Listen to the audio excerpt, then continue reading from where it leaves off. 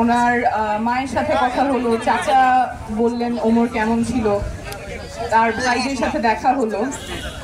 আসলে মানে এটা মেনে নেওয়া যায় না যে একটা স্বাধীন দেশে এরকম একটা তরুণ প্রাণ যে খুব ভালো করছিল, কয়দিন পরে সে বিমান বাহিনীতে যোগ দিত, তো সে একদম চোখের পলকে শেষ হয়ে গেল। এই পরিবারটার উপর দিয়ে কি যাচ্ছে, ওনাদের সাথে কথা বললে যে যে কেউ ইমোশনাল হয়ে যাবেন। ওনার মা বলছিলেন উনি শক্ত আছেন, মেনে নিয়েছেন ছেলে চলে গেছে, কিন্তু তিনি এখন যারা বেঁচে আছে তাদের নিয়ে শঙ্কিত।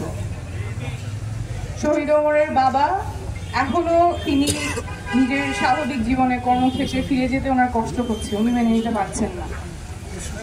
আমরা রাজনীতিতে অনেক কথা বলি, অনেক সময় অনেক কঠিন কঠিন কথা বলি, অনেক উচ্চাভিলাষের কথা বলি, কিন্তু আসলে খুব সাধারণ যে চাওয়াটা সেটা হচ্ছে কোনো স্বাধীন দেশে আসলে এরকম হতে পারে না। একটা স্বাধীন দেশের নাগরিককে রাষ্ট্র এভাবে খুন করতে পারে না, রাষ্ট্রের কোনো বাহিনী এভাবে খুন করতে পারে না, এবং এই বাংলাদেশে আমরা কোনো দিন আর ফেরত যেতে চাই না।